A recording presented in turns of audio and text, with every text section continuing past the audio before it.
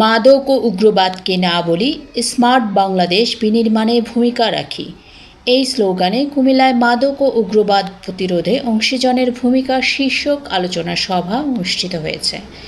বৃহস্পতিবার দুপুরে জেলা শিল্পকলা একাডেমি মিলনায়তনে জেলা পুলিশে এই আলোচনা সভার আয়োজন করে।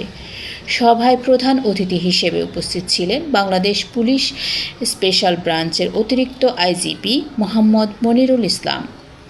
কুমিল্লা পুলিশ সুপার আব্দুল মান্নানের সভাপতিত্বে বিশেষ অতিথি ছিলেন চট্টগ্রাম রেঞ্জের ডিআইজি নূরে আলম মিনা, জেলা প্রশাসক খন্দকার মোহাম্মদ মুশফিকুর রহমান, নজরুল গবেষক শান্তিরঞ্জন ভৌমিক, জেলা পিপি অ্যাডভোকেট জহিরুল হক সেলিম সহ অনেকে।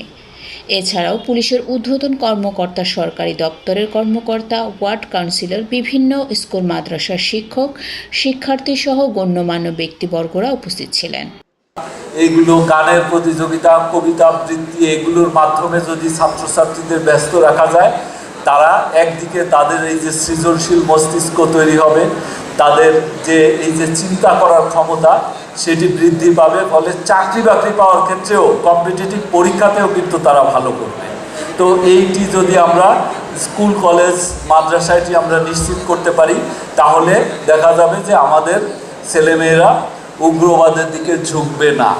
তারা বহু মত, বহু পথে এটিতে তারা বিশ্বাস করবে। সমাজে শান্তিপূর্ণ সহাবস্থান, যেটা কোএক্সিস্টেন্স, সেটাতে তারা অভ্যস্ত হয়ে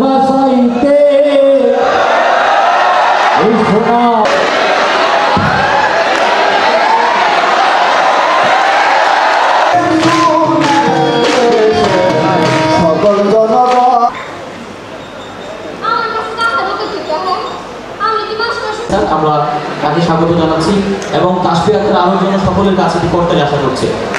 জেলা পুলিশকে আমাকে এই মঞ্চে কিছু বলার সুযোগ প্রদানের জন্য, মঞ্চে এই কুমিল্লা জেলা পুলিশ মাদক প্রতিরোধের জন্য যে উদ্যোগ গ্রহণ করে